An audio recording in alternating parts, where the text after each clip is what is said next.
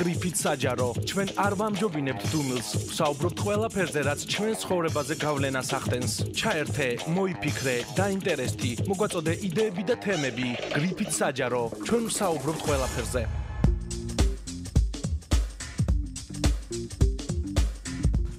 მოგესალმებით ძვირფასო რადიო მსმენელებო, დღეს სამშაბათია, გადაცემა გრიფით საჯარო პირდაპირ ეთერშია, მე მისი წამყვანი ქეთემასვანიძე გახლავართ.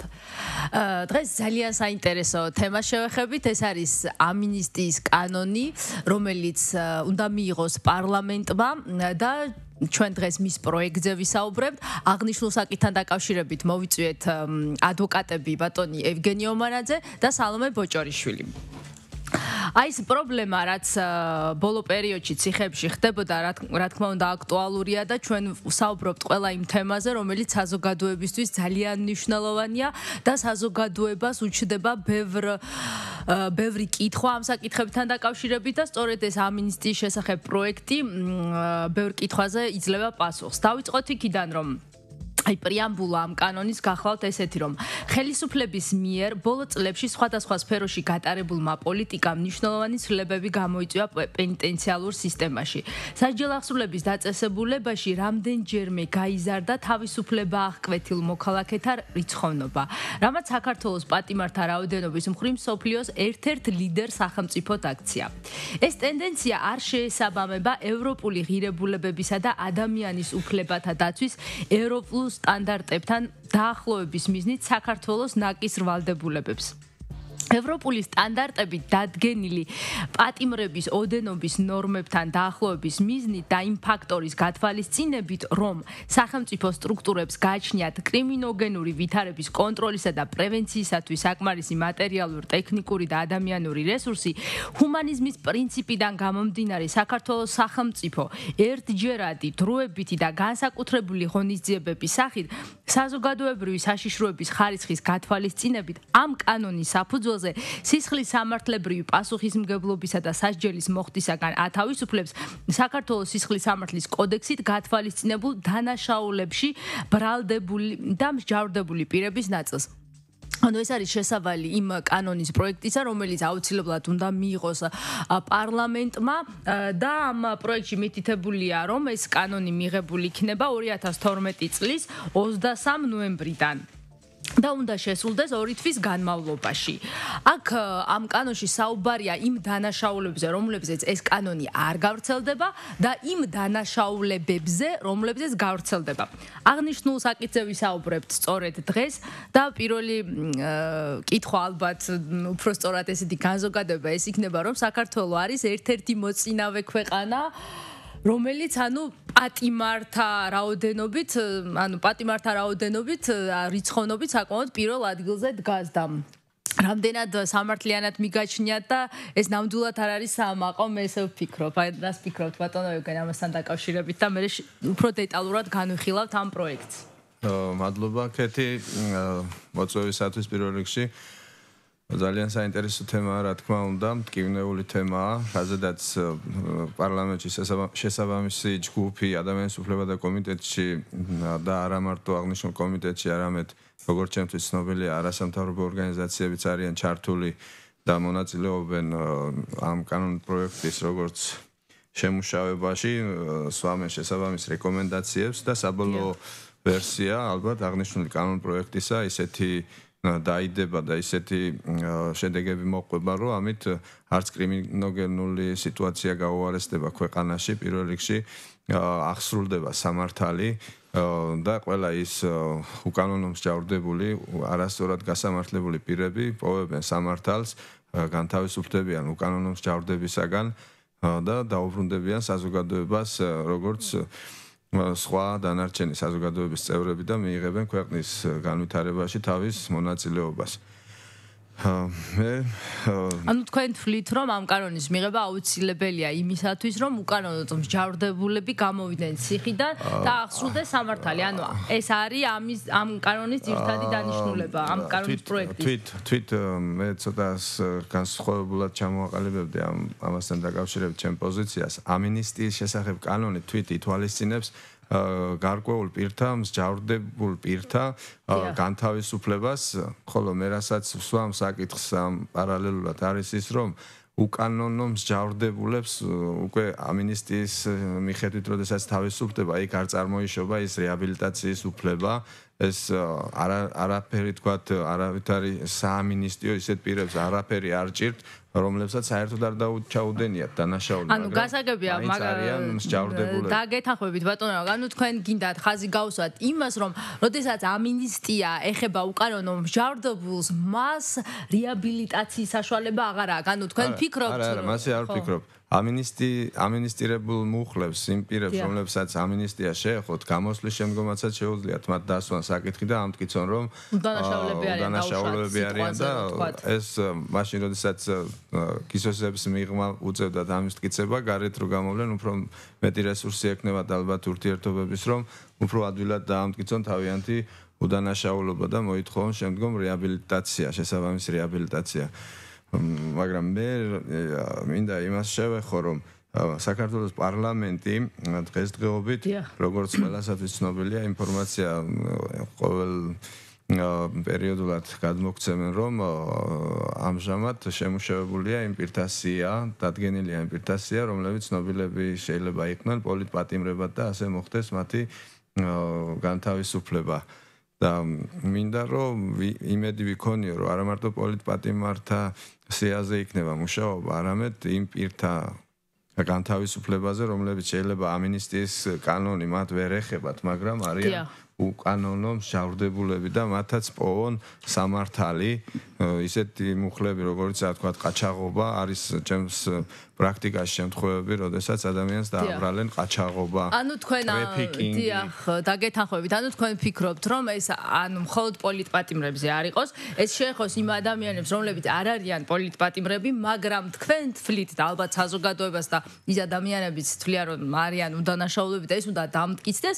ამის შესახებ შესაბამისი პროკურატურაში შესაბამისი ჯგუფი არის შექმნილი, გამოყოფილია, როგორც ჩვენთვის ცნობილია და ყოველ დღე ძალიან დიდი რაოდენობით საჩივარი შედის პროკურატურაში. ასევე არსებობს საპარლამენტო კომიტეტი, რომელიც სავარაუდოდ განიხილავს ამ საკითხებს, ხო? ანუ თქვენ თვლით, რომ ეს მხოლოდ პოლიტპატიმრებს არ უნდა შეეხოს და მეც დაგეთანხმებით, იმიტომ რომ სხვა ადამიანებმა რა დააშავა, რა თქმა უნდა, ვინც ჩემ განცხადებაში არ მინდა ვიყოს სულ სწრაფი და როდის დაიწყებენ თქვათ იმ პირების საქმეების განხილვას, რომლებიც უკანონო მსჯავრდებულები არიან, მესმის რომ ძალიან დატვირთულები არიან ამჟამად, მაგრამ მე მხოლოდ იმის იმედი მაქვს, რომ ეს პროცესი არ შეჩერდება, არ შეწყდება მხოლოდ ამინისტირებით, პირთა ამინისტირებით და პოლიტპატიმართა განთავისუფლებით. ამინისტია სულ სხვა აქტია, ხოლო ის რასაც რითაც არის თქვათ ეს ციხეები გადატვირთული არის არა მარტო პოლიტპატიმრებით, ან საამინისტრო პირთა მიერ არის გადატვირთული, არამედ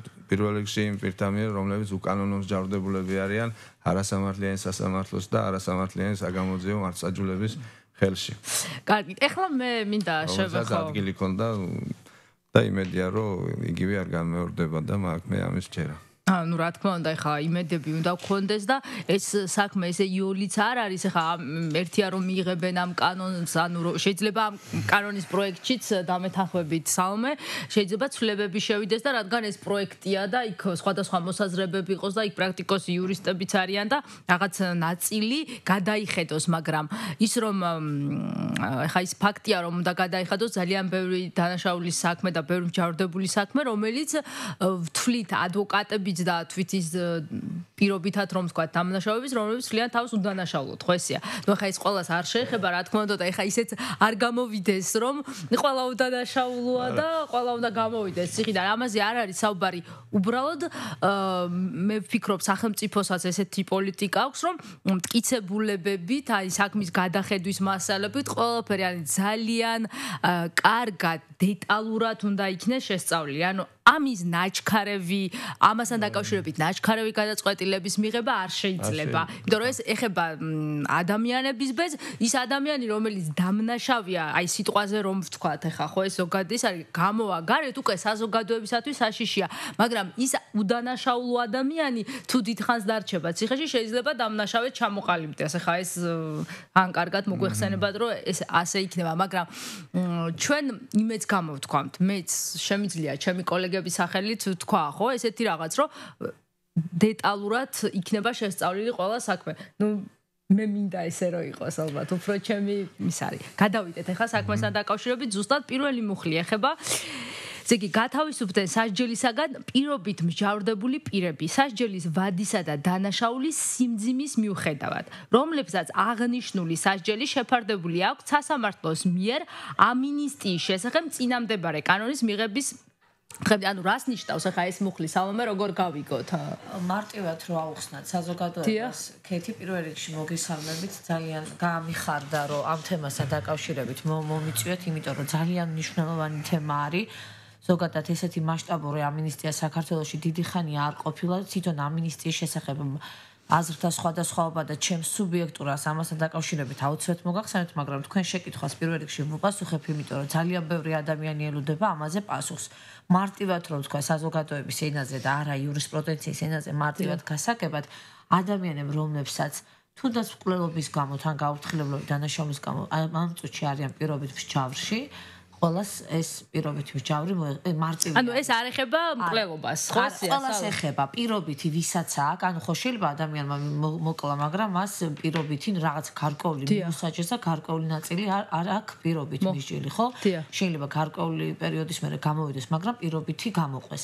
ანუ იმ ადამიანებსაც, ვისაც ამ წუთში თუნდაც საჯერ ახსნობის საწესებულებაში იმყოფებიან, ან გარეთ იხდიან ისინი სასჯელს, ყველა ადამიანს, რომელსაც განაჩენში უწერია პირობითი მსჯავრი ყველას მოეხსნება. ეს ძალიან კარგი ინფორმაცია, ალბათ რომ ბევრი პირობითი მსჯავრდებული არის, მე ესე ვიცი. მაგრამ აქვე მინდა როგორც იურისტმა, იმიტომ რომ მე ჩემი დასაცავი პირები, მათი ოჯახის წევრები და სხვა საზოგადოების წევრები მეკითხი, იმიტომ რომ თითქმის ოჯახი არ არსებობს, რომ ყოველ მეორე ოჯახში არის ასეთი ადამიანი, ვინც პირობით დაგეთანხმები სალომე. ხო და აქედან გამომდინარე ყველა მისვამს ერთ შეკითხვას. რაც შეეხება ნარკოტიკებთან დაკავშირებით, თქვენ იურისტები ვართ ჩვენ და მოგეხსენებათ, რომ გარკვეული შეზღუდვებია პირობით მსჯავრისას იქ სხვა კანონი ამოქმედება და მაგალითად ერთ-ერთი უფლება, რასაც ართმევს ადამიანს, ეს არის მართვის უფლება. ყველა მეკითხება, რომ ამ პირობით მსჯავრთან ერთად თუ იხსნება. ჩემი ძალიან დიდი სურვილი იყო და ვერ მოვახერხე პარლამენტში მისვლა ამასთან დაკავშირებით და თუ მე ახლა ვინმე მისმეს კანონმდებელი ან ვინცაც ხელეწიფება ან არასამთავრობო ორგანიზაციები ძალიან გთხოვთ რომ ეს საკითხი განიხილოთ ამ ამინისტიასთან ერთად, იმიტომ რომ მათი შეზღუდვა მარტო ის არ არის პირობით მსჯავრში, ვინც არის რომ მივიდეს იქ და თითი დაადოზა რომ დღეს მე ქალაქში ვარ. მათი შეზღუდვა მარწუხები, როგორც ეს ეხლა მთავრობაში ვინც არიან, როგორც ესენი ამბობენ, ეს არის მარწუხები, რომელიც ამ მთავრობამ ზოგადად ფსიქოლოგიურად ერთ დაადო, ეს მარწუხები არის სწორედ მართვის უფლების ჩამორთმევა და ამეთანხმებით ალბათ კოლეგებო, იმიტომ რომ ისინი სამსახურებში ვერ გადიან, ქვეყანას ვერ ტოვებენ, ძირითადად ისინი უმრავლესობა მამაკაცები არიან, რომლებსაც ზოგს მუშაობის დაწყება უნდა და ამისთვის აუცილებლად ჭირდება მართვის მოწმობა. ამიტომ თუ გვინდა რომ საბოლოოდ სამართლებრივად აღდგეზას ყველა ნებისმიერი კანონი, რომელსაც ადამიანები იღებს, ეს ჩვეულებრივი ადამიანის მიერ მიღებული და არ არის რამე ტექნიკის მიერ მიღებული და აქედან გამომდინარე ადამიანების გადასაწყვეტია ეს და ადამიანურად ვთხოვთ იმ ადამიანებს, ვისაც ხელეწიფება, რომ ვისაც აი მე კონკრეტულად ამ შეზღუდვაზე ვლაპარაკობ, რაც შეეხება მართვის უფლების შეზღუდვას, ამინისტიასთან ერთად აუცილებლად განიხილონ ეს საკითხი საზოგადოების ძალიან დიდი ინტერესია. პირობითის მოხსნა მათ არაფერში არ არგიათ თუ მართვის უფლება არ მიეცათ. დიახ. დიდი მადლობა სალომე. აი ცოტა ისეთი საკითხია ალბათ დაინტერესდებიან ამ საკითხით და განიხილავენ, იმიტომ ბევრი რაღაც ისეთი საკითხებია, რომელსაც თანაც დაკავშირებით საზოგადოებას მართლა ბევრი კითხვები უჩნდება და ყველაზე ის არის, რომ აი თითქმის ყველა ოჯახში, ან მეორე, ან მესამე ოჯახში არის ადამიანი, რომელსაც პირობითი მსჯავრი აქვს. ეს გასაგებია ეს მუხლი, მაგრამ ასევე არის მესამე მუხლი. დიახ, ამ საკითხს ვიდრე დავტოვებდით მანამდე და ესე იგი იგივე ვინც ჩვენ გვისმენს ახლა ამ კანონზე მომუშავე პირები მეტი ასე ნათელყოფისათვის რომ განემარტათ კანონში თქვათ პირობით მსჯავრდებულ პირებზე როდესაც საუბარი ჩვენ ვიცით ადრე ვისაც პირობითი ჰქონდა, მაგრამ იმ პირობითში ჩაიდინა დანაშაული იმას და გაუცოცხლდა იმ პირობითზე სვამენ პატიმრების შეკითხვებს ის პირობითი რომელიც მათ დაემატათ ახალ დანაშაულზე დაემატათ კი რომელიც ეს იმ პირობითებსაც თუ გულისხმობს ეს პირობითი ამას კითხულობს საზოგადოება და ორაზროვნად რო არ იყოს განმარტებაც რომ ჩაიდოს. იცით რა მე მგონი ამ კანონს როდესაც უკვე მიიღებენ და იქნება კანონის სახე და შევაუკვეთ ზალაში ალბათ იქ დამატების სახით ან რაღაც ახსნა განმარტება ყველა მუხთან დაკავშირებით იქნება მე ესე ვფიქრობ თუ რომელიმეს ქვეტექსტი დაჭირდება ხო ქვეტექსტი იმიტომ რომ ეხლა მაგ მუხთან დაკავშირებით არის აი დაგეთ მართალი ბრძანდებით ეგენი რომ აი ეს წინა პირობითი როდესაც ქონდა და დაუშვათ შემდეგ უცოცხლდება ესე და ემატება ხო ეს ესეთი არის ნახოთ ეხლა რას მიიღებენ რა გადაწყვეტილებას მიიღებენ და ალბათ მაგ თემაზეც ისაუბრებენ ეხლა ჩვენ თუ საუბრობთ ამ თემაზე და იქ რაღაც პრაქტიკული კითხვები გვიჩნდება ფიქრობ რომ ზემოეშელონებშიც უფრო ესა ეხლა შემდეგი მუხლი გახლავთ ესეთი რომ გათავისუფლდნენ სასჯელისაგან თავისუფლების აღკვეთის სახით დანიშნული ვადის მიუხედავად პირები რომლებიც ამ კანონის ზალაში შესვლის დროისათვის მსჯავრდებულნი არიან გაუფრთხილებელი დანაშაულისათვის აი ამ მუხთან დაკავშირებით რა მოსაზრება გაგაჩნიათ ანუ აქ გაუფრთხილებელ დანაშაულზე აქ ახლა გაუფრთხილებელი დანაშაული ეს სხვა ესეთი შეიძლება მაგალითად ავტოსაგზაო შემთხვევების შედეგად დაპატიმრებულები პირები რომლებიც სასჯელს იხდიან გაუფრთხილებელი დანაშაულთა კატეგორიაში გადის და მიუხედავად სასჯელის ოდენობისა სიმძიმისა გულისხმობენ მათ განთავისუფლებას ანუ ეს შეეხება გაუფრთხილებელ დანაშაულს და ანუ ამ კანონის მიღების შემდეგ გათავისუფლებდებიან ეს ადამიანები სასჯელს მოხდისაგან. მიუხედავად ჩემი ძალიან ჰუმანური პოზიციისა მიუხედავად რომ მე თითქმის ამ პროექტს შემიძლია ვთქვა რომ 90% თუ ეთანხმები, მაგრამ ამ მუხთან დაკავშირებით ყველაზე მეტი შეკითხვები გამიჩნდა ამ მუხთან დაკავშირებით, იმიტომ რომ მათ აქვს ჩადენილი ზოგიერთ ტრანსპორტთან დაკავშირებით, ესე იგი სიმთვრალეში. აჰა, ნუ ეს ხო ისედაც დამამძიმებელი გარემოება არის და რატომღაც ჩვენი პროკურატურა მანამდე მართლა რო უდანაშაულო იყო ადამიანი იმას უფრო მკაცრად ჯიდა ვიდრე ავარიის შემთხვევაში ყველაზე დიდი საპროცესოები მინდა თუ მოახდენდა ოღონ რა თქმა უნდა ბრალდებული დაზარალებულთან თუ მოახდენდა გარიგებას და ზიანს აანაზღაურებდა ჯერ აზიან აუნაზღაურებდა როდესაც გარდაცვლილი შემთხვევაში დასაფლავების ხარჯებს ყველაფერს გადაიხდიდა თუ და პროკურატურას ყველაზე მეტად არ უჭირდა ასეთ დამეთანხმება ჩემი კოლეგა ევგენი პრაქტიკოსი ყველაზე მეტად არ უჭირდა საპროცესოების ანუ საპროცესოები ხდებოდა ძირითადად ამ მიმართულებით თქვენ გინდათ თქვა მაგრამ მე კიდე და ეს არ მოგწონთ ალბათ არ ეთანხმებით რომ ეს ეთანხმები ამას რომ თლიანად რო ვისაც სიმთვრალეში აქვს ჩადენილი თან იქ არიან პატიმრები რომელსაც არაერგზის და კანონმდებელს ძალიან სასურველი იქნებოდა სწორად რო ვთქვა რომ ჩაედო როგორც თქვენ შემდეგ წაიკითხავთ კეთი მეოთხე მუხლში როგორც უწერია უბრალოდ მეხუთე მუხლში უწერია პირველად ნასამართლოსო კანონმდებელს აი ამ მესამე მუხლშიც რომ პირველი ნასამართლობა ჩაედო მე ვფიქრობ რომ უფრო უპრიანი იქნებოდა ვიდრე ესე ხელაღებით იქ უამრავი პატიმარია რომელსაც აქ ცუდი სიმთვრალე და მორჩა დაჯდება საჭესა მთვრალი და უკვე ვერაც არა ხეშნა თქვამია პატიმრებს იმპატიმრებს მე ბოდიშუხდი მაგრამ თუ ეს კანონი ესეთივე მიიღეს როგორც არის რომ თხოვნა არის რომ სახელმწიფო სიკეთეს ბოროტას ნუ გამოიყენებენ და მოერიდონ ასეთ დანაშაულების ჩადენას. სხვათა შორის საზოგადოებაში ხო არა ეს ლირიული გადახვევა სადაც რეკლამაზე გავალთ და მეოთხე მუხლს შევეხებით მინდა ესეთი რაღაც თქვა რომ საზოგადოებაში აი მანამ ეთერში ჩემოვიდოდით იყო ამაზე საუბარი რომ საზოგადოებაში ჩდება იცით როგორი კითხვები აი იქ უდოს კომისიიდან გამოვიდა ხო სადღაც 320 პატიმრამდე ზუსტად შეიძლება ციფრი ვერ თქვა. აი, საუბარია საქმების გადასინჯვაზე, რომ გამოვა ბევრი. ახლა საზოგადოებაში როგორი მოსაზრება, ანუ რაღაც ნაწილს უხარია ეს, ალბათ ვინც ოჯახის წევრი ან ახლობელია, მეორე ნაწილს ეშინია. ანუ ისინი თვლიან, რომ ის ადამიანი, ეს მე უბრალოდ საზოგადოების მოსაზრება მინდა რომ დავაფიქსირო. ის ადამიანები, რომლებიც გარეთ გამოვლიან, ახლა ამათ საზოგადოება არის ისინი დამნაშავეები არიან თუ უდანაშაულები. ივარავდება, რომ ციხეში როზის, ესე იგი დამნაშავეა. სამწუხაროდ თუ ესეთი მიდგომაა, ხო და ალბათ იქიდან გამომდინარე, რომ ციხეში მიდის ადამიანი სასამართლოზით და ესე იგი დამნაშავეა. საზოგადოებას უკვე შეიქმნა იმის შიში, რომ ეს ადამიანები რომ გამოვლიან, ანუ დანაშაულებები გაიზრდება, მათი რიცხვი გაიზრდება. ეს არის საზოგადოების მოსაზრება, არ ვიცი ხარ რამდენად დიახ. მოგახსენებთ, ეს არის ყველაზე მნიშვნელოვანი თემა, რაც კი მუსირებს ახლა ამინისტიასთან დაკავშირებით. დიახ. აწუხებს პოზიციასაც, ოპოზიციასაც, საზოგადოებას პატიმარს და ასე შემდეგ.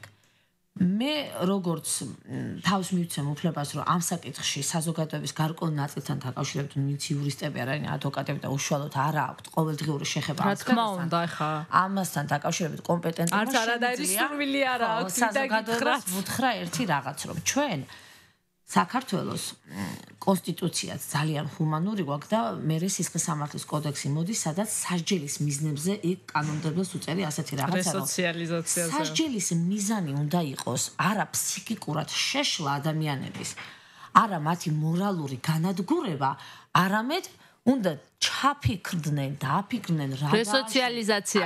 არა, რესოციალიზაცია კიდე სხვა რაღაც არის. ანუ საზოგადოებას მინდა მივმართო, მათ შორის ოპოზიციასაც, რომელიც ახლა ესე ხელაღებით აკრიტიკებს ამ ამინისტიის პროექტს. ჩვეულებრივ ქვეყანაში, დემოკრატიულ ქვეყანაში ესეთი მასშტაბური ამინისტია ხდებოდეს, პირველი ალბათ მე ვიქნებოდი ამის წინააღმდეგი, მაგრამ ის რაც ბოლო 9 წლის განმავლობაში ქვეყანაში ხდებოდა და ყველაზე მნიშვნელოვანი ციხეებში. საზოგადოებას მინდა ვუთხრა ცოტა ესე ხმამაღლა, ხალხნო მათ იმაზე მეტი მოიხადეს უკვე თუნდაც მკვლელებმაც, ვიდრე მათ ეკუთვნოდათ.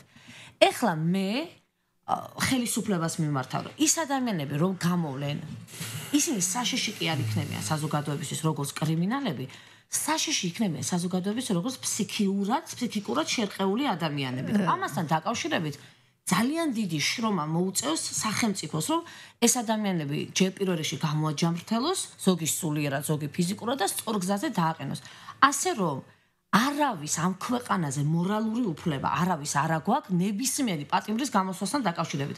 ის პატიმრები, რომლებიც ეხლა ციხეში იმყოფებიან, მიუხედავად დანაშაულისა, აუცილებლად ყველა გარეთ უნდა გამოსვლას. დაგეთანხმებისალო, აპატია რო გაწყვეტინებ, რეკლამაზე უნდა გავიდეთ, სარეკლამო ჭრა ჩვენს ეთერში. სლოტ კლუბების ქსელი ლას-ვეგასი ჯერ არ ნახულ გათამაშებებს იწყებს. ყოველ პარასკევს 2000 ლარი და გრანდიოზული სუპერპრიზი ავტომობილი Hyundai Sonata. დიახ, არ მოგესმათ, Hyundai Sonata. ლას-ვეგასი, შეიგრძენი თამაშის უპირატესობა. ჩვენთან ყველა გამარჯვებულია. Elite Electronics-ში შეიძინეთ თქვენთვის სასურველი ნებისმიერი ტექნიკა საუკეთესო ფასად და ისარგებლეთ 6 თვიანი 0%-იანი განვადებით. სასტრაფოდ მოდი თამარ მეფის 57 ნომერში. კარგი. კაფე ჯაზარტე. გემოვნებიანი მუსიკა და ზეითუნის ზედზე დამზადებული კერძები. სოფლიოს სამზარეულოდან. ლაუნჯ კაფე და ბარ რესტორანი ერთ კაფეში. ითამაშე ბილიარდი, სანამ სასურველ კერძს მოგართმევენ. რა უნდა გეთქვა? დამავიწყდა. ჯაზარტე. თამარ მეფის 57-ში. კაფე ჯაზარტე. დაივიწყე ყოველდღიურობა. დღის ეთერის სპონსორია სავაჭრო ცენტრი 4-იანი. სურთ შეიძინოთ სამშენებლო და მოსაპირკეთებელი მასალები ან კომფორტულად მოაწყოთ თქვენი ბინის ინტერიერი. გთავაზობთ კარბოლუქს, სამშენებლო და დეკორატიულ აგურსა და ბლოკს, სადარბაზოსა და შიდა კარებებს, შეკიდულ ჭერს, პარკეტს, შპალერს. 4-იანში ინტერიერისთვის შეიძენთ მისაღების, საძინებლის, სამზარეულოსა და აბაზანის ავეჯს, საოფისე სავარძლებსა და მაგიდებს, სანათ მოწყობილობებს. სავაჭრო ცენტრი 4-იანი, ქუთაისი, გუგუნავას ქუჩა ნომერი 13.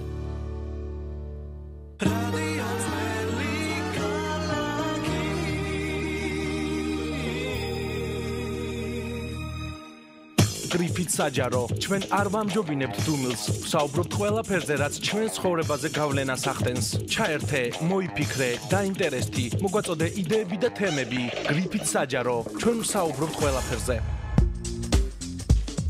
დავბრუნდით ძირფასო რადიო მსმენელებო, ისევ ეთერში ჩვენი დღევანდელი გადაცემის თემა გახლავთ ამინისტიის შესახებ კანონის პროექტი, რომელიც უნდა მიიღოს პარლამენტმა დაახლოებით ერთ კვირაში. და ამასთან დაკავშირებით ძალიან საინტერესო სტუმრები გვყავს, ადვოკატები მოწვეული და გავაგრძელებთ ალბათ ამ თემაზე საუბარს. აი ევგენი სურდა გაიგრძელებინა სალომეს პოზიცია იმასთან დაკავშირებით, ანუ ციხიდან გამოსულ პატიმრებთან დაკავშირებით და ხოთ განაგრძოთ და შემდეგ მეორე მუხს დაუბრუნდები ისევ. დიახ, საშიშროებაზე საუბრობდა საზოგადოება და მე კი, არის ესეთი აზრი უნდა დავაფიქსიროთ აუცილებლად. ძალიან ისეთ ძალიან ლამაზად და კარგად ჩამოაყალიბა ჩემმა კოლეგამ თავისი პოზიცია, აი იმ პირებთან დაკავშირებით, რომლებიც უნდა გამოვიდნენ გარეთ და იმ საზოგადოებასთან დაკავშირებით, რომელთაც გააჩნიათ რაღაც შიში იმისა, რომ საზოგადოებაში დაცულობის ხარისხი რამდენად იქნება, თქვა დაცული საზოგადოება ასეთი პირებისაგან და მე აქვე მინდა გამმართლოთ, აქვე დავსწინო, რომ არანაირი თქვა პირველ რიგში საზოგადოებამ ის უნდა დაინახოს, რომ ვინ უფრო საშიშია საზოგადოებისათვის ის პირები, რომლებიც უკანონოდ იქნენ ჯავრდებული და ციხეში ამდენ ხნით განმავლობაში გამოკეტილი და შეადარონ იმ საზოგადოებას, რომლებმაც ისინი უკანონოდ განამწესეს ციხეებში. ვინ უფრო საშიშია ის მოსამართლეები, რომლებმაც ისინი უკანონოდ ჯავრი დაასდეს, ის პროკურორები, ის გამომძიებლები, ის რეჟიმი უფრო საშიში არის თუ ის საზოგადოება, რომელიც უკანონოდ იხდიდა სასჯელს და განიცადეს ათასგვარი ფსიქოლოგიური თუ რაღაც ტრამვები და აბსოლუტურად ვეთანხმები, რომ ამ საზოგადოებას უნდა დავხვდეთ აი რუდუნებით, მოფერებით, სხვადასხვა პროგრამებით, სოციალური რეაბილიტაციის პროგრამებით, რომ ისინი რაც შეიძლება მალე დაუბრუნდნენ. რამდენად არის ჩვენს ქვეყანაში ეს ხა სხვა თემაა, ევგენი. და ცოტა სხვა რამდენად არის ეს რეაბილიტაციის პროგრამები? ეს ზაობა უნდა იყოს, აი პირველ რიგში ეს საზოგადოების ცნობიერება უნდა იყოს ისე მომწიფებული, რომ ეს გაიგონ საზოგადოებაში, რომ ის ხალხი, რომლებიც გამოდიან, ყველა არ არის კრიმინალი და თუ კი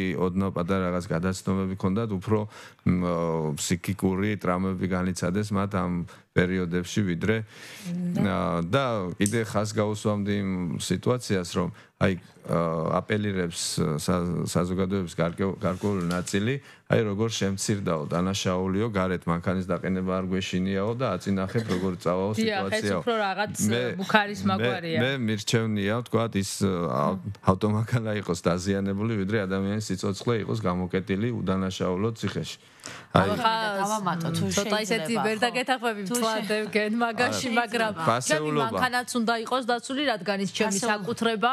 მე როგორც მოქალაქის მოსაზრებას მოგახსენებთ მაგასთან დაკავშირებით.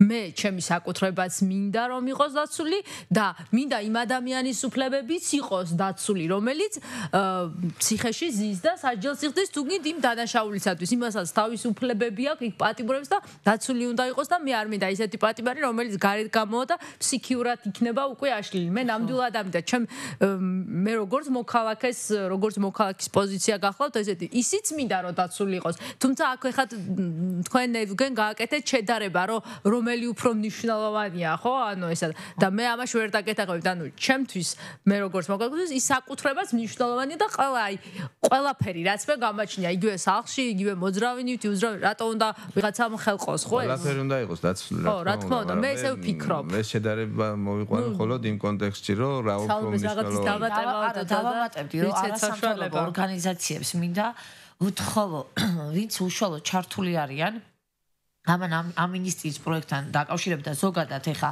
ძალიან რო აინტერესებთ ის ან თუნდაც ოპოზიციას, რომელსაც ძალიან დაინტერესებს მე რა მოხდება და აქვე დაინტერესდა ჩვენი შინაგან საქმეთა სამინისტრო, ყველა ორგანიზაციას, რომელსაც ეს ამბავი ძალიან აინტერესებს, მე მინდა მათ ვთხოვო, ჩემი ერთი ჩვეულებრივი რიგითი მოქალაქის თხოვნა არის, რომ ამითი კინო ინტერესებიან, რამდენი ადამიანი გამოვა ციხიდან, დაინტერესდნენ იმიტომ, რომ სახელმწიფო როგორ ხვდება მათ.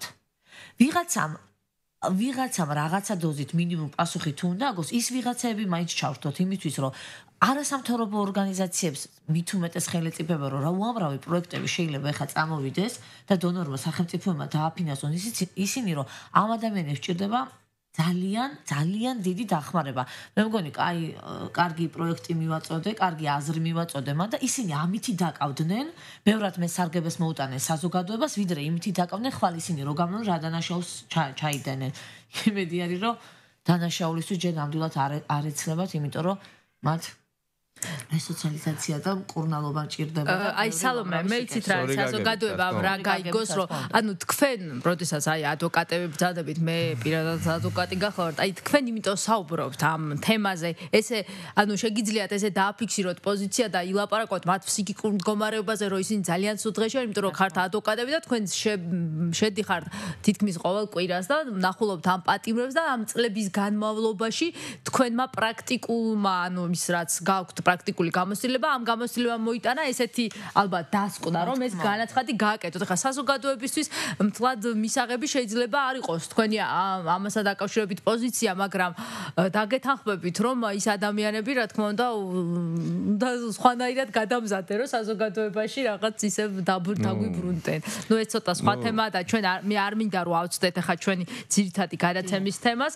და მე მინდა შევეხო მეორე მუხს, ანუ რა სახის სასჯელებს არ შეიძლება შეეხოს ეს ამინისტია. აქ საუბარია, რომ გათავისუფლდნენ სასჯელისაგან თავისუფლების აკვეთის სახით დანიშნული ვადის მიუხედავად პირები, რომლებიც ამ კანონის ძალაში შესვლის დროისათვის მსჯავრდებული არიან ნაკლებად მძიმე დანაშაულის ჩადენისათვის. ანუ ნაკლებად მძიმე დანაშაული, რომელიც არის, ისინი განთავისუფლდებიან ამ პირობითი მსჯავრდით, ზოგადად სასჯელისაგან, მაგრამ არსებობს ესე იგი დანაშაულის კატეგორიები, ანუ რომელიც შედის ამ გარდა, რომელიც ეს მუხლი არ ეხება. და ეს არის სხვადასხვა მუხლები, მე რამოდენიმე მუხლს განვიხილავ, ეს არის 139 მუხლი, რომელიც ეხება სქესობრივი კავშირის ან სექსუალური ხასიათის სხვაგვარი მოქმედების იძულებას და ანუ ერთ წლამდე პასუხისმგებლობას ეხება, ითვალისწინებს. აქვე დეფინიცია გავაკეთოთ, რომ საზოგადოებისთვის მარტივი ასახმელი გარდა ეს ისა მეორე მუხლიში ზუსტად იმიტომ წერია გარდა ეს მუხლები ჩამონათვალი, რომ ნაკლებად მძიმე კატეგორიის დანაშაულებზე ითვალისწინებენ 5 წლამდე. აი ეს აუცილებელია 5 წლამდე პასუხის. არის ფიქრობ ეხლა პატიმრებმა და მათმა ოჯახის წევრებმა, რომ აი ჩემს ოჯახის წევრს ან მე მიჯილი მაქვს 2 წელი და ჩემი მუხლი მეც არ ითვალისწინებდა სანქციას, მაგრამ იმიტომაც აქ პროექტში ჩაწერილი არის მიუხედავად იმისა, რომ ეს მუხლები არ ითვალისწინებენ 5 წელზე ზემოთ, მაგრამ ჩამონათვალი არის, რომელიც არ შეიძლება, რომ განთავისუფლდეს უზნეო მუხლები არის ეს, ამიტომ და ძალიან სწორადაც ვფიქრობ. ხო, ანუ ეს არის 139, მაგრამ აქვე მინდა აუცილებლად კიდევ ერთხელ საზოგადოებას ვუთხრა და მათ ოჯახის წევრებს, რომ ვინც აი ამ მუხლების გარდა რომ წერია, ახლა ქეთი მოგახსენებთ თქვენ ამ მუხლებს, მათ ოჯახის წევრებს მე მინდა მივმართო, რომ მიუხედავად იმისა, აქ რა მუხლების წერია, თუ თქვენ თვლით ოღონდ სამართლებრივად სამართლიანად თვლით, რომ აუცილებლად ეს მუხლი ამ მუხლისთვის ჯავრდებულები არიან უკანონოდ, თქვენ იმედი არ დაკარგოთ. ყველა ადვოკატი მზადყოფანაშია იმისთვის, რომ ეს არ ნიშნავს, რომ ამინისტია გამოვიდა და всё სახელმწიფო გააჩერა ყველა სხვა რესურსი რაც არსებობს იმისთვის, რომ უკანონობა აღმოიფხვრა ჩვენს ქვეყანაში კიდევ ერთხელ ყველას ვეუბნები, რომ არანაირი იმედი არ დაკარგოს არც ერთმა პატიმარმა, ვინც მიუხედავად მძიმე მუხლისა, მიუხედავად იმისა, ვინც ზის ციხეში და იხდის სასჯელს. თუ ისინი მართლები არიან, აუცილებლად უნდა გაამართლონ დღევანდელმა სამართლებმა სასამართლო. ანუ ესე იგი, ახანდებმა ხელისუფლებამ ჩათვალა, რომ რაღაც კატეგორიის დანაშაულებებზე უნდა ერთგვარად ამინისტია არ უნდა შეეხოს ამ მუხლებს და ეს არის გარყვნილი ქმედება, რომელიც ანუ 16 წლამდე ხა მოკლედ რო ვთქვათ, დამნაშავისათვის წინასწარი შესაბამის 16 წლის ასაკის მიუღწეველთან, ასევე არის 153 მუხლის მესამე ნაწილი, ანუ ეს არის მესამე პრიმა, როდესაც საუბარი არის აქ საუბარი გახავთ ადამიანით ვაჭრობაზე, ანუ ტრეფიკინგზე, ანუ პირველ ნაწილს შეეხება და ეს არის თავისუფლების შეზღუდვის ვადით 4 წლამდე. ასევე გახლავთ 157 მუხლის პირველ ნაწილზე, ანუ ეს არის ისჯება განზრახ უკანონო დაკავება. ისჯება თავისუფლების შეზღუდვის ვადით 2 წლამდე, ან თავისუფლების აკვეთით ვადით 5 და 8 წლამდე. ასევე არის 156 მუხლის პირველი ნაწილი, ანუ უდანაშაულო პირის განზრახ მიცემა სისხლის სამართლებრივი პასუხისგებაში. ანუ ეს ძალიან საინტერესო მუხლია და ისეთი ალბათ ბევრზე გავრცელდება. ამ მუხლის ამოქმედებას, კარგი გაგებით ამოქმედებას ველოდებით დღევანდელი მთავრობიდან ჩვენ, რომ უდანაშაულო გამომძიებას და პოლიციელს და მათ შორის პროკურორსაც და ამ მუხლით შეიძლება მიეცეს სისხლის სამართლის პასუხისგებაში და მრავალი ეპიზოდით. ეს მუხლი ითვალისწინებს პასუხისმგებლობას 2-დან 5 წლამდე. ასევე გახლავთ 153 მუხლი სიტყვის თავისუფლების ხელყოფა. სიტყვის თავისუფლების ხელყოფა, ანუ სიტყვის თავისუფლების ან და ინფორმაციის მიღების ან და გავრცელების უფლების განხორციელებისათვის უკანონო ხელის შეშლა. ეს გამასწორებელი სამართლებრივი ეს არის ფუნდამენტური უფლება ადამიანების და ამიტომ ძალიან სწორად არის განხილული ეს მუხლები მიუხედავად მათი მცირე სანქციისა ნამდვილად არ უნდა შეეხოს. ასევე შეკრების ან მანიფესტაციის უფლების ხელყოფა, ასევე არის სხვადასხვა 64-ს კიდე აქვს ამომრჩევლის მოსყიდვა და 26 მაისის საქმეებისთვის გამოგვადგება 7 ნოემბრის საქმეები. 124-ს არჩევნების გაყალბება, ასევე არის 335, ანუ ეს არის რომელსაც არ შეეხება ამინისტია. იმიტომ რომ მე ვფიქრობ რომ მიუხედავად მათი მცირე სანქციისა, კიდევ ერთხელ დავაკონტროლებ. ეს აუცილებლად რო საზოგადოებამ ეს იცოდეს, ეს არის 335 მუხლი, 335 მუხლი ეხება ზუსტად განმარტების ჩვენების ან დასკვნის მიცემის იძულება. ესეც ისეთი საკითხია. პრაქტიკაში გავრცელებული. ანუ ძირითადად საპროცესო შეთანხმებების ძალიან დიდი ნაწილი ზუსტად ამ მუხლის დარღვევით მიმდინარეობდა 335 მუხლის დარღვევით მიმდინარეობდა. ეუბნებოდნენ რომ შენ თუ ჩაუშვებს სხვას, ჩვენ გაგიკეთებთ მაშინ საპროცესოს და უამრავი უკანონო პატიმარი მერწმუნეთ ძირფასო მსმენელობა რომ სასჯელ ახსოვების დაწესებულებაში სწორედ ამ მუხლის დარღვევით იმყოფება. ხო, ეს მართლა ისეთი მუხლი არის, რომ ან გამოძიებასთან თანამშრომლობის საფუძველზე რო აღიარებით ჩვენებებს და ზოგს სურვილი აქვს, ამას კანონი არ აქ საუბარი არის, ანუ მეხუთე მუხლში საუბარი არის, რომ გაუნახებდება სასჯელი იმ არასრულწლოვანეს ქალებს პირველად ნასამართლებ პირებს, რომლებიც ბრალდებული ან ჯარდებული არიან სხვადასხვა მძიმე ან განსაკუთრებით მძიმე დანაშაულის ჩადენისათვის. დიახ, რას დავამატებდი და ამ მუხლში ეს უკვე არის, ანუ ჩვენ დავამთავრებთ ნაკლებად მძიმე დანაშაული, რომელსაც არ შეეხება დანარჩენი, რაც ჩამოვთვალეთ, ყველას შეეხება, რომელიც არის ნაკლებად მძიმე დანაშაული, მაგრამ ეხლა გადავდივართ უკვე მძიმე და განსაკუთრებით მძიმე დანაშაულზე. აი, აქ უკვე სხვა სიტუაცია არის. ეხლა მინდა მოვახსენო მსმენელებს, რომ რატომღაც ესე იგი კანონმდებლები ვინც არიან და ვინც ეს პროექტი შექმნა ჩათვალა რომ გაუნახებდეთ ესე იგი არასრულწლოვნებს ქალებს და პირველად ნასამართლებ პირებს. აქვე მე ხლა მე მინდა ვუთხრა ჩემს კოლეგებს ქეთის და ევგენს რომ როგორც იურისტებმა ამასთან დაკავშირებით ერთი წუთი მაინც ვივსჯელოთ რომ აქ წერია იმ არასრულწლოვნებს. მე ვთხოვ კანონმდებლებს რომ იმ აუცილებლად აქ უნდა მოხდეს ეხლაც რო არასრულწლოვნები არიან კი არა სასჯელი, როდესაც დანაშაული ჩაიდინენ არასრულწლოვნებაში. აჰა, გასაგებია. ძალიან დიდი მნიშვნელობა. იმიტომ რომ აუცილებლად იმ ადამიანებს უნდა შეეხოს ეს მუხლებიც, რომ დანაშაული, ვინც არასრულწლოვნების პერიოდში ჩაიდინა და მერე შეუსრულდა, მერე გახდა სრულწლოვანი სასჯელის მოხდის დროს. გამოვდივართ, რომ ვიღაცას რაღაცა უფლებას ვანიჭებთ, იმიტომ რომ ეხლა არის ის არასრულწლოვანი. ჩემი თხოვნა არის როგორც იურისტის რომ კანონმდებელმა ყურად იყოს აი ეს ნაწილი. მე ვფიქრობ რომ ამას გაითვალისწინებენ სალომე. თუნდა გაითვალისწინებენ მხოლოდ ეხლა ამჟამად ვინც კი 2012 წელს 6 ნოემბრისთვის ვინც არიან არასრულწლოვნები, იმათ კი არა, ვინც არასრულწლოვნების პერიოდში ჩაიდინა ესა თუ ის დანაშაული. დანარჩენი და პირველად ნასამართლებ პირებზე მინდა ვთქვა რომ წინა ხელისუფლებამ უკვე დაიწყო ლიბერალიზაცია ნარკოტიკებთან დაკავშირებით თუ რამე მუხლებს შეეხებოდა. ეს იყო არ გულისხმობ გასაღებას. თუ იყო მოხმარება და ასე შემდეგ, ტარება, გადაზიდვა. აქვე მინდა ვთქვა, რომ აი აქ წერია, რომ პირველად ნასამართლებ პირებს. მე მინდა ვთხოვო კანონმდებლებს, რომ უამრავი ფაქტი არის, როდესაც ვერ ამტკიცებდნენ ნარკოტიკების შემთხვევაში გულისხმობ, როდესაც ვერ ამტკიცებდნენ, რომ მას ქონდა თუ არა ნარკოტიკი იცით კოლეგებო რომ ჩადება 80% უკანონო პატიმრების არის ჩადებული ნარკოტიკები. სამწუხარო პრაქტიკა. აქვე მინდა კიდევ ერთხელ დავძინო რომ თუ გინდათ სრულყოფილი იყოს კანონმდებლებო ეს ამინისტია პირველადი ნასამართლები პირები აუცილებლად არც ერთ შემთხვევაში ეს დეფინიცია არ უნდა შეეხოს ნარკოტიკებთან დაკავშირებულ მუხლებს. გასაგებია საუბრობენ. სასურველია თუ მათთვის საერთოდ ეს პირველადი ნასამართლები მეთანხმებით კოლეგები ხო? სასურველია ეს პირველად ნასამართლები თუ არ შეეხება ნარკოტიკების მუხლებს, იმიტომ რომ მერწმუნეთ ისინი მეორეჯერ თუ მესამეჯერ იმიტომაც სხედან ციხეებში და იხდიან საჯესო ჩადებული აქვს ყველას 90%. ანუ სავარაუდოდ ეს არიან ის ადამიანები, რომლებიც იყვნენ მომხმარებლები. ჩემს პრაქტიკაშიც არის ესეთი შემთხვევა. მე ჩაუდეს ნარკოტიკი ერთ და როდესაც სახელმწიფოს მარტივი გზა საპროცესო თანხის ამოღების იყო ეს, რომ ნარკომანია მომხმარებელი არის და ჩაუდებდა და 260-ის პირველი ნაწილიდან 260-ის მეორე ნაწილით გაუშვებდა ციხეში. ამიტომ თუ გვინდა ჩვენ სრულყოფილი იყოს ეს ამინისტია და აქვე მინდა ოპოზიციასაც ვთხოვო რომ მათი ნება იყო ეს წინა როდესაც ისინი ხელისუფლებაში იყვნენ ლიბერალიზაცია მომხდარიყო ნარკოტიკებთან დაკავშირებით იმ ადამიანებს ყველაზე მეტად ჭირდება საზოგადოების დახმარება და მეხუთე მუხლში რაღაც დათქმა ჩავდოთ რომ ნარკოტიკებთან დაკავშირებულ მუხლებს პირველად ნასამართლობა არ ჩაეწია.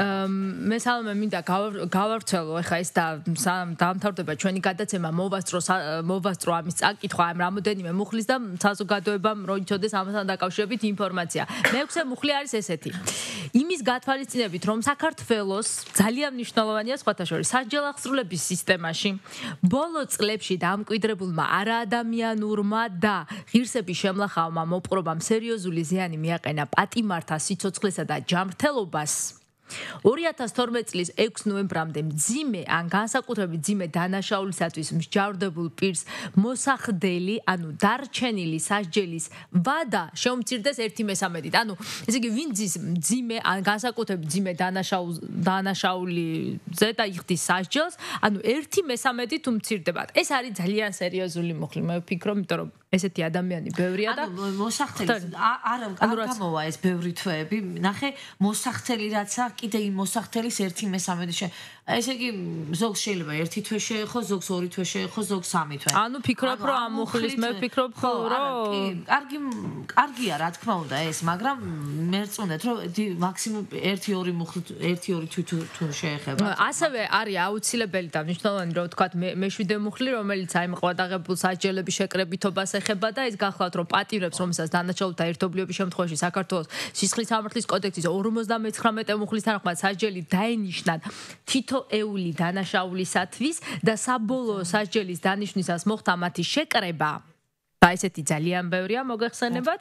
ამ კანონის მოქმედება შეეხება თითოეული სასჯელისათვის ცალ-ცალკე. ეს ძალიან კარგია. ანუ ეს შეკრებითობა ამ მუხლით, აი ამ მუხლის გათვალისწინებით ძალიან ბევრი პატიმარი დატოვებს სასჯელახსრულებით დაწესებულად. ნუ ეს მაშინ სასიხარულო ესეთი მოვლენა არის. ასევე არის მერვე მუხლი ამ კანონის საფუძველზე სისხლის სამართლებრივი პასუხისმგებლობისაგან გათავისუფლებულ პირებს ნასამართლობა ჩაერთვალოთ მოხსნილად. ანუ ვისაც ნასამართლობა ჰქონდათ, ეხსნებათ ეს ნასამართლობა ავტომატურად. ესე ძალიან მნიშვნელოვანია. ასევე ამ კანონის საფუძველზე სასჯელისაგან გათავისუფლებული პირები არ თავისუფლებიან დამატებითი სასჯელისაგან. ნუ ხა ვიცით რომ ეხა მაგალითად შეიძლება გარკვეული მუხლით მიჯილი ქონდეს 5 წელი თავისუფლების აღკვეთა და პირობითი რო გამოვა გამოყვა 3 თვე.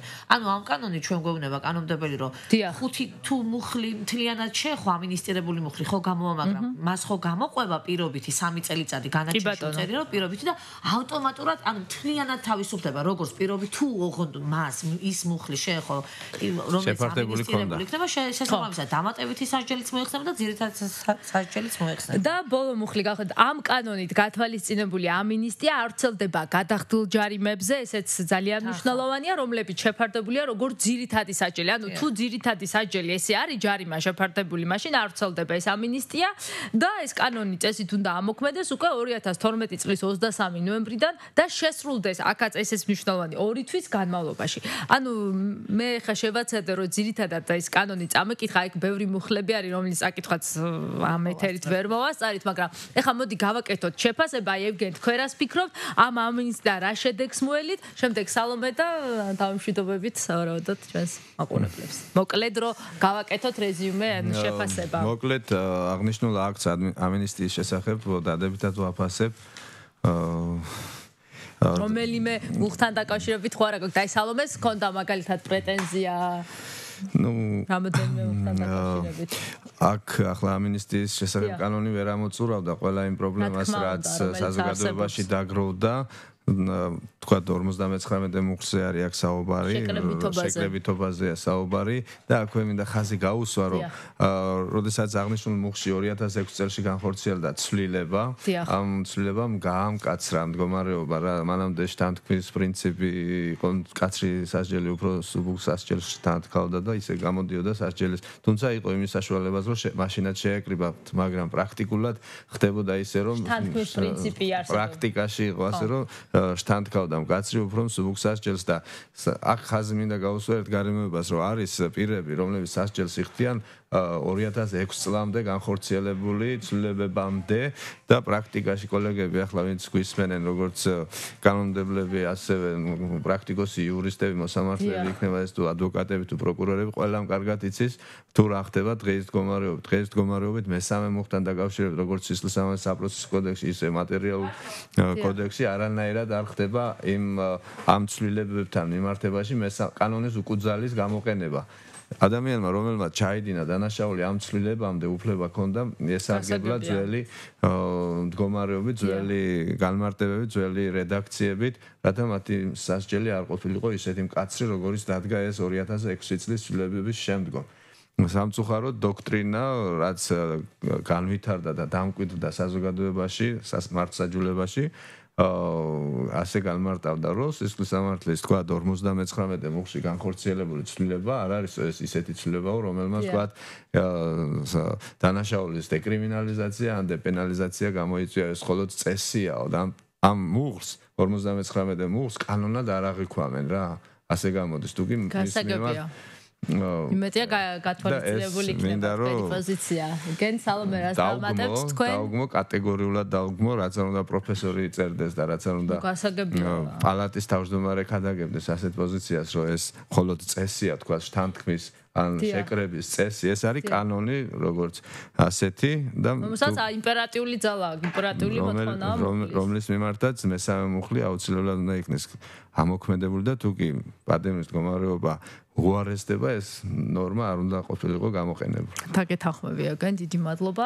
სალომე რასას ეს პატიმრების ასეთი დიდი რაოდენობით არიან ესეთი ადამიანები, რომლებიც იქ არიან ამ შეკრებითობაზე. ჩვენ ვისაუბრეთ რამოდენიმე გადაცემის წინ მაგ თემაზე, მართლა აქტუალური პრობლემა. აი სალომე, თქვენ რას დავამატებთ, ანუ შევაჯამოთ? მინდა დავამატო, რომ ესეთი მასშტაბური ამინისტია სასურველი იქნება. მე ძალიან მომწონს ამ ამინისტიის პროექტი სასურველია თუ ჩვენი კანონმდებლები ამ პროექტს მიიღებენ და მე ესე ვფიქრობ, რომ ერთ-ერთი ამის მიზეზი ისიც არის, რომ საქართველოში ეხლანდელმა ხელისუფლებამ ძალიან კარგად იცით, რომ უამრავი განაჩენი იყო გადასახედი. შეიძლება მათ თავი არ იდეს ამ ყველაფერს, ან სახელმწიფო რესურსი დაჭირდებოდა, ადამიანების რესურსი, სამსახურების რესურსი დაჭირდებოდა, ბუნებრივია თანხების დაიხარჯებოდა ამაში, რომ წარმოიდგინეთ ახლა თქვენ დაახლოებით 15,000 პატიმრის საქმის ან რომელმა მოსამართლემ უნდა შეძლოს ადვოკატების რა თქმა უნდა დიდი რესურსი ჭირდება ამ ყველაფერს და პირველი რომ ეს უფრო ამოკლებს ამ ყველაფერს შესახებ კანონში რომ ჩავიხედე პირველი რაც მუხლებს რომ გადავხედე რაც დამებადა აზრად პირველი ეს იყო რომ ვიფიქრე ალბათ ესეც დევს ერთი ამაში რომ შეიძლება ბევრმა ჩათვალოს რომ ჩაიქნიოს ხელი თუ გამოვდივარ ჯანდაბას აღარ გავასაჩივრებ ახლა ამ ჩემ განაჩენს მაგრამ მე მინდა მათ ვთხოვ რომ ჯერ ძალიან სასურველია რომ ამ ფორმით მივიღოთ როგორი შეიძლება ცვლილება მოხდეს რომ კი ბევრი პატიმარი გამოვა ბევრი პატიმარი დატოვეს საჯერ ახსოვით აწესებულებას მაგრამ ამ ამინისტიასთან პირდაპირ კავშირშია ქეთი და მინდა მათ ვთხოვ სახელმწიფოს რა თქმა უნდა ხელისუფლებას ვისაც ხელი წიფება რომ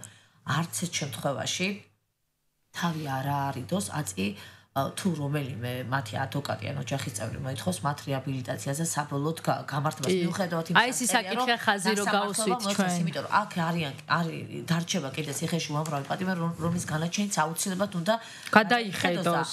მე ჯერ პრაქტიკაში ვერ ნახე როგორ ხდება პრეცედენტი ერთიც არ დაინერგა როგორ უნდა ჯერ ადრეა სალომე და ამასთან თუ აი სწრაფად როგორც ეს ამინისტიის პროექტი იქნა სწრაფად მიღებული და ეხლა განიხილავენ თუ სწრაფად რაღაცა პრაქტიკა მაინც დაიგეგმება ქვეყანაში როგორ უნდა მოხდეს უკანონო განაჩენების გადახედვა ძალიან მოხარული ვიქნები. ძალიან დიდი მადლობა ჩემო ძვირფასო სტუმრობ მობრძანებისათვის და საინტერესო საუბრისათვის. მადლობას გადავხდით ჩვენს მსმენელს და იმედს ვიქონიებთ, რომ ყველაფერი კარგად იქნება და ამინისტიის შესახებ ეს კანონი როგორც არის მოცემული მიიღებენ პარლამენტში და ეს ბევრ ადამიანს შეეხება, რომელიც თვლის რომ დანაშაულო არის და ძალიან ბევრი ადამიანი მე ასე ამ ამინისტიის კანონთან დაკავშირებით არა ბევრი საქმეს გადახედილი იქნება და რეაბილიტირებული იქნება და დაუბრუნდებიან ისინი ჩვენ საზოგადოებას და ჩვენი საზოგადოებაც ამ ყველაფრისთვის მზად იქნება. კარგად ვზანდებოდეთ მომავალ შეხვედრამდე. ნახვალის. კარგი. გრიფით საჯარო, ჩვენ არ ვამჯობინებთ დუმილს, ვსაუბრობთ ყველაფერზე, რაც ჩვენ ცხოვრებაზე გავლენას ახდენს. ჩაერთე, მოიფიქრე, დაინტერესდი, მოგვაწოდე იდეები და თემები. გრიფით საჯარო, ჩვენ ვსაუბრობთ ყველაფერზე.